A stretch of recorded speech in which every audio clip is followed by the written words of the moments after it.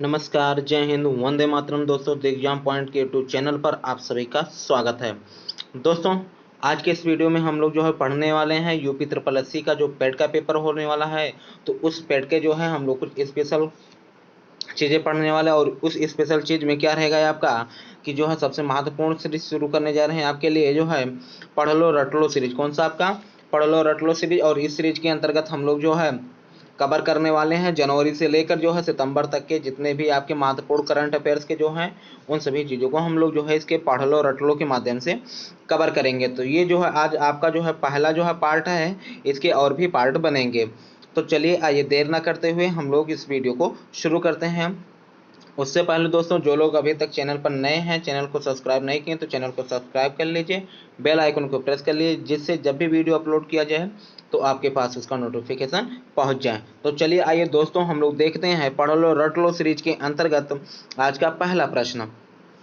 तो आज का जो है आपका पहला प्रश्न है कि नेवा कार्यक्रम को लागू करने वाला पहला राज्य कौन बना है।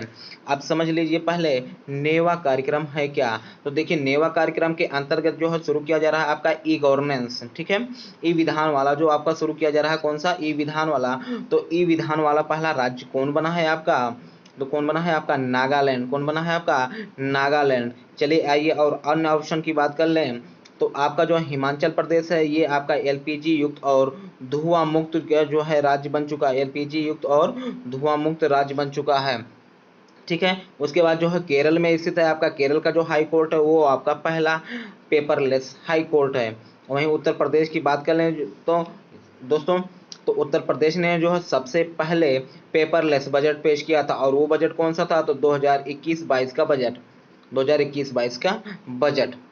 चलिए आइए अगले प्रश्न की तरफ हम लोग बढ़ते हैं। अगला प्रश्न है कि अंडर 19 क्रिकेट एशिया कप का खिताब किसने जीता है। तो दोस्तों, ये अंडर 19 एशिया कप का खिताब किसने जीता है? तो याद रखिएगा भारत ने।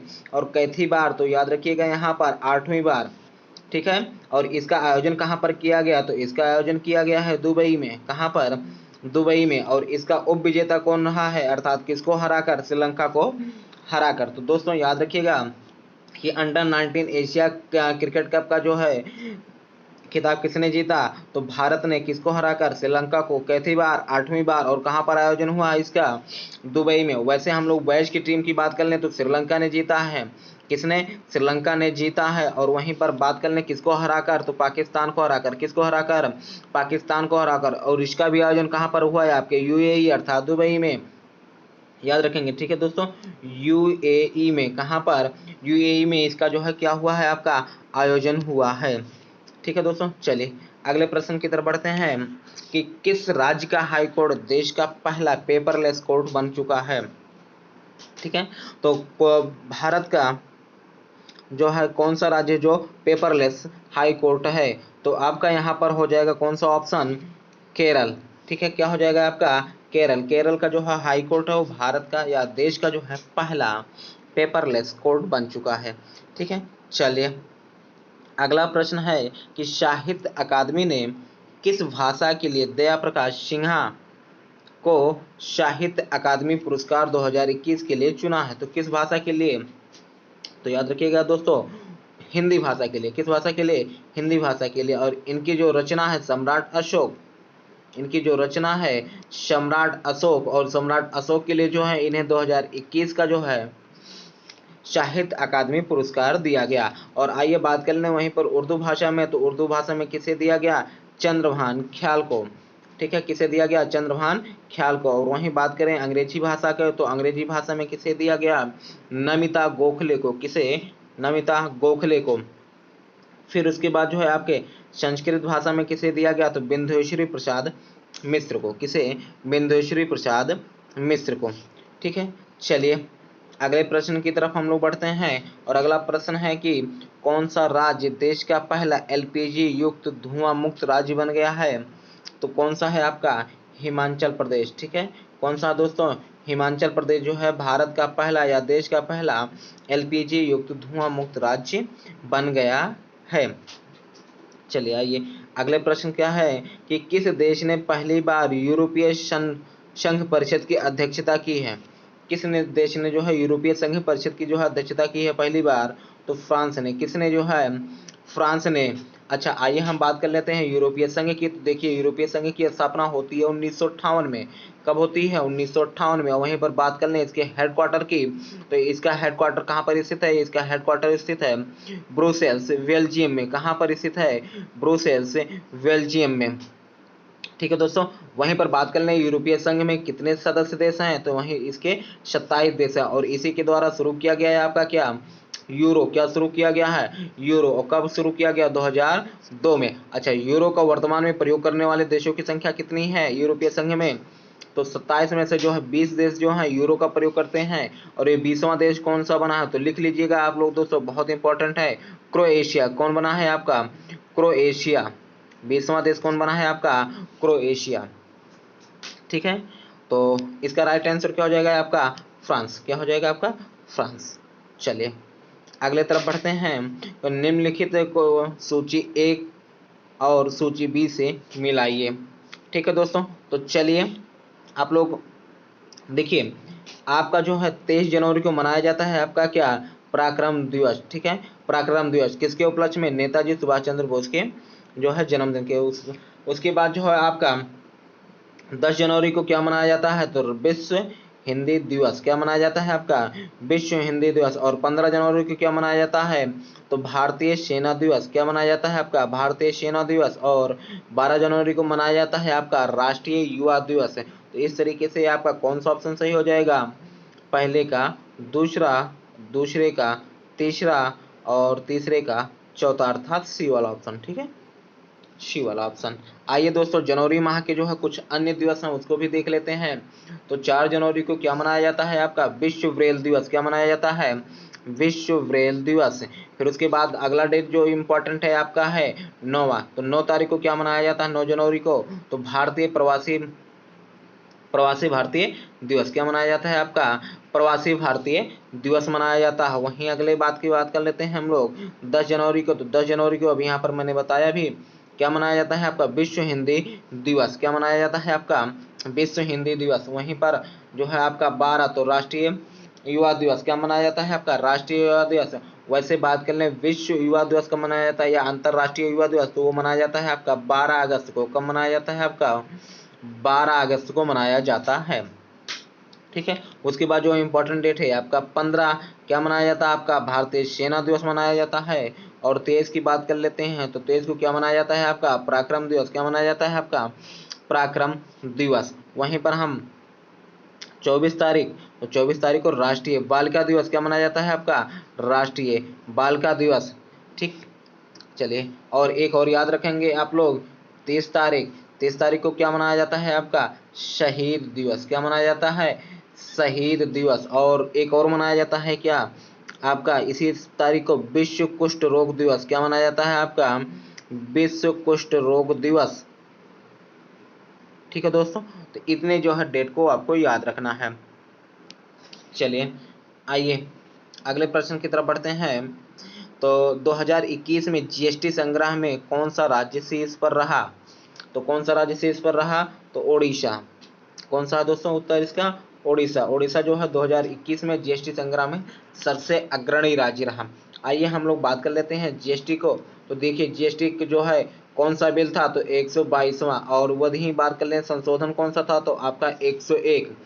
ठीक है, जीएसटी का उल्लेख किस अनुच्छेद में है? तो जीएसटी का उल्लेख है 279A में। ठीक है, ये इसकी जो है किसकी समिति पर आए थे? तो विजय केलकर समिति। कौन सी समिति है ये आपकी? विजय केलकर समिति है। ठीक है, और इसका प्रारूप कहाँ से लिया गया, मॉडल कहाँ से लिया गया है? तो आपका कनाडा से। ठीक है, और जीएसटी को लागू करने वाला भारत का पहला राज्य कौन सा है? तो असम। ठीक है, वहीं पर विश्व में बात कर लेते हैं। तो विश्व में जो है फ्रांस ने सबसे पहले इसे प्रयोग किया था। ठीक है, और ये भारत में लागू कब हुआ? तो भारत में लागू हुआ था 1 जुलाई 2017 को। 1 जुलाई 2017 को ये जीएसटी लागू हुई थी। ठीक है दोस्तों, चलिए अगला क्या है कि G7 शिखर सम्मेलन की मेजबानी की अध्यक्षता किस देश ने किया? तो G7 की जो है मेजबानी किसने किया है? जर्मनी ने। 2022 में किसने किया है? जर्मनी में। तो देखिए आपका G7 एक क्या होता है कि आपका G7 तो ये G7 से पहले ये क्या था आपका G6, क्या था आपका G6, जिसकी स्थापना होती है कब 1975 में। उसके बाद जो है 1976 में आके जुड़ता है क्या है आपका कनाडा, क्या जुड़ता है आपका कनाडा, तो क्या हो जाता है आपका G7 हो जाता है। और उसके बाद जो है 1998 में, कब 1998 में आके जुड़ता है आपका रूस, तो क्या हो जाता है G8, क्या हो जाता है G8। और पुनः जो है 2014 से जो है रूस निकल जाता, तो बचता क्या है आपका G7। तो आइए देख लेते हैं G7 में कौन कौन से देश हैं। तो यहाँ पर जो है आपके ये दोनों, ये रूस नहीं रहेगा, ठीक है, रूस निकल चुका है, रूस जो है निकल चुका है। तो बचता कौन है, तो देखिए आपको याद रखना है क्या, जापान, जर्मनी, ठीक है, फ्रांस, ब्रिटेन, ब्रिटेन, अमेरिका और इटली, ठीक है। ये आपके जो है G6 से शुरुआत हुई थी, बाद में 1976 में जुड़ा कौन था आपका कनाडा, कौन जुड़ा था आपका कनाडा, ठीक है दोस्तों, क्लियर है ना। चलिए आगे हम लोग बढ़ते हैं।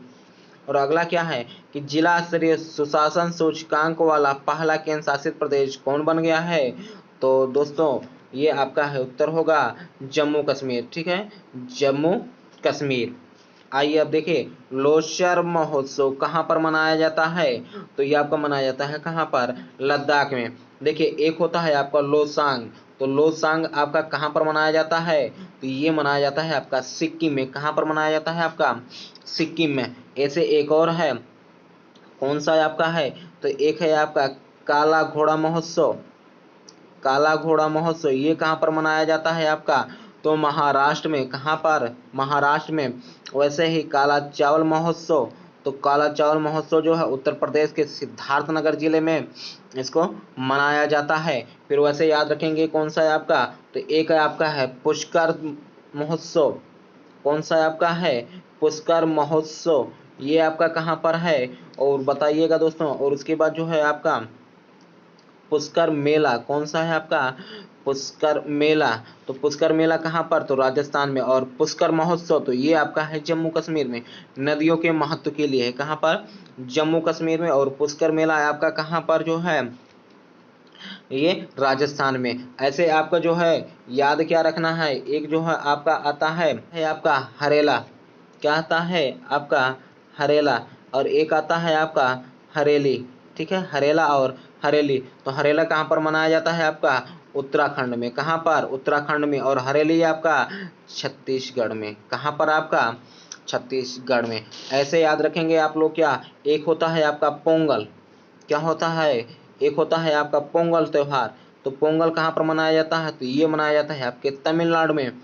ऐसे ही आपका है अट्टुकल पोंगल, क्या है आपका अट्टुकल पोंगल, ये कहाँ पर मनाया जाता है, तो याद रखिएगा ये केरल में मनाया जाता है, कहाँ पर केरल में मनाया जाता है। तो अट्टुकल पोंगल आपका केरल में और पोंगल त्योहार आपका कहाँ पर तमिलनाडु में। और इसी जो है केरल में एक और मनाया जाता है, क्या है आपका ओणम, क्या मनाया जाता है आपका ओणम, ठीक है दोस्तों। कलपति रथ महोत्सव कहाँ पर मनाया जाता है आपका केरल में। चलिए ऐसे बहुत सारे हैं, किसी एक दिन जो है इस सभी का वीडियो हम बना देंगे, आप याद कर लीजिएगा। चलिए अगले प्रश्न की तरफ हम लोग बढ़ते हैं। तो अगला प्रश्न है कि किस राज्य का गंजम जिला अब बाल विवाह मुक्त घोषित किया गया है, तो बाल विवाह वाला कौन सा हो जाएगा आपका उड़ीसा। उड़ीसा का जो है गंजम जिला आपका क्या हो जाएगा, ये बाल विवाह मुक्त जिला है, ठीक है। अगला है क्या कि प्रधानमंत्री नरेंद्र मोदी ने कहां पर महाराज वीर विक्रम एयरपोर्ट के जो है नए टर्मिनल का जो है उद्घाटन किया है, तो कहां पर आपके त्रिपुरा में, कहां पर त्रिपुरा में। और अगला है दोस्तों अंतरराष्ट्रीय सौर संगठन में शामिल होने वाला जो है 102वां देश कौन बना है, तो एंटीगुआ और बारबुडा, ठीक है, एंटीगुआ और बारबुडा दोनों जो है देश एक साथ शामिल हुए, तो इसलिए 102वां देश कौन बना है आपका एंटीगुआ और बारबुडा। और अंतरराष्ट्रीय सौर संगठन का मुख्यालय कहाँ पर है दोस्तों, तो इसका मुख्यालय है आपका गुरुग्राम हरियाणा में, गुरुग्राम हरियाणा में, ठीक है। 101वां देश कौन था, तो याद भी रखिएगा ये था आपका अमेरिका, यूएसए, ठीक है, अमेरिका। चलिए अगला है दोस्तों कि भारत के पहले ओपन रॉक संग्रहालय का उद्घाटन कहाँ पर किया गया? तो याद रखिएगा कहाँ पर? हैदराबाद। हैदराबाद में एक चीज याद रखिएगा कि यहीं पर स्थित है, क्या है आपकी स्टेच्यू ऑफ इक्वालिटी, अर्थात समानता की जो है मूर्ति कहाँ पर स्थापित है? आपके हैदराबाद में। इसकी ऊंचाई कितनी है? 216 फीट। कितनी है? 216 फीट। और इसकी जो है किसकी प्रतिमा है? तो रामानुजम चार की है। किसकी प्रतिमा है? रामानुजम चार की। और इन्होंने जो है किस सिद्धांत का प्रतिपादन किया था? तो अद्वैतवाद का। किसका? अद्वैतवाद का। ठीक है दोस्तों, आगे आइए। अगला प्रश्न है कि भारत और किस देश ने त्रिकोणमाली तेल टैंक फार्म के पुनर्विकास के लिए समझौता किया है? तो किस देश के साथ? तो श्रीलंका। ठीक है, हाल ही में जो है श्रीलंका में तेल संकट गहरा गया था, तो इसमें जो है तेल समझौते के लिए किससे समझौता जो है भारत जो है श्रीलंका के साथ समझौता हुआ था। आगे आइए, जल संरक्षण प्रयासों में सर्वश्रेष्ठ राज्य के रूप में किसे चुना गया? तो याद रखिएगा दोस्तों यहाँ पर किसे चुना गया? उत्तर प्रदेश को। ठीक है, उसके बाद जो है दूसरे नंबर पर आपके राजस्थान है। किसे है चुना गया था? राजस्थान। और तीसरे नंबर पर है आपका तमिलनाडु। क्या है आपका? तमिलनाडु। तो देखिए जल संरक्षण के प्रयासों में जो है अग्रणी राज्य क्या है? पहले स्थान पर है आपका उत्तर प्रदेश, दूसरे स्थान पर है राजस्थान और तीसरे स्थान पर है तमिलनाडु। आइए दोस्तों, अगला प्रश्न क्या है कि किस राज्य ने नेपाल सीमा के पास 4 गांव को राजस्व गांव घोषित किया है? तो किसने? उत्तर प्रदेश। तो उत्तर प्रदेश के जो है बहराइच के जो है 4 गांवों को जो है अब राजस्व गांव के अंतर्गत शामिल कर लिया गया है। इससे पहले जो है वन गांव में अंतर्गत शामिल थे। आगे देखिए, यूरोपीय संघ की रिपोर्ट के अनुसार 5 सबसे गर्म वर्ष के रूप में किस वर्ष को दर्ज किया गया है? तो जो है आपके 5 सबसे जब गर्म वर्ष जो है आपका था 2021। क्या था आपका? 2021 जो है विश्व के सबसे 5 गर्म वर्षों में से एक आपका क्या है? 2021 है। और आज का जो है दोस्तों लास्ट क्वेश्चन है कि जल मेट्रो परियोजना वाला भारत का पहला शहर कौन बना है? तो याद रखिएगा आपका कोच्चि। कोच्चि कहाँ पर है? आपके केरल में। कहाँ पर है दोस्तों? केरल में। तो इस तरीके से दोस्तों आज का एक छोटा सा ही वीडियो है, इसके अंतर्गत हम लोगों ने जो है महत्वपूर्ण जो जनवरी माह के 20 प्रश्न थे उसको हमने इसमें अंतर्गत कवर किया है। जनवरी माह के और भी प्रश्न हैं, तो ऐसे ऐसे जो है छोटे छोटे वीडियो के अंतर्गत आपके सामने लाता रहूँगा। और वीडियो को जो है अच्छा लगा होगा तो वीडियो को ज़्यादा से ज़्यादा शेयर कीजिए और लाइक कीजिए। ठीक है दोस्तों, चलिए एक और सूचना दोस्तों कि जो लोग ऑफलाइन बैच लेना चाहते हैं, हमारे जो है सफलता कैरियर इंस्टीट्यूट जो हरैया बस्ती में स्थित है, वहाँ पर आके जो है हमारे जो है मुख्य सेविका के लिए जो है स्पेशल बैच चलने जा रहा है, तो उसको आप जो है ज्वाइन कर सकते हैं। मुख्य सेविका का जो बैच है वो आपका शुरू होगा 10 अक्टूबर से। ठीक है दोस्तों, तो मुख्य सेविका का जो है बैच आप ऑफलाइन ज्वाइन करना चाहते हैं तो हमें जो है संपर्क कर सकते हैं। हमारे जो है ऑफिस से हरैया स्थित है, तो ये आके वहाँ पर आप ऑफिस से संपर्क कर सकते हैं। और आप यदि टेट और सुपर टेट की भी कोचिंग करना चाहते हैं ऑफलाइन बैचेज के लिए तो आप वहाँ पर आके कर सकते हैं। वर्तमान में ये जो है आपका टेट बैच और सुपर टेट बैच रनिंग में है। तो दोस्तों इस वीडियो को जो है आप ज़्यादा से ज़्यादा भी शेयर कर दीजिएगा और इस सूचना को भी पहुंचा दीजिएगा जो आसपास के लोग हैं। अगर मुख्य सेविका की तैयारी करना चाहते हैं तो मुख्य सेविका का जो है नया बैच 10 अक्टूबर से ये शुरू हो रहा है, तो आप उसे ज्वाइन कर सकते हैं। चलिए दोस्तों फिर मिलते हैं एक और बेहतरीन वीडियो के साथ, तब तक के लिए जय हिंद।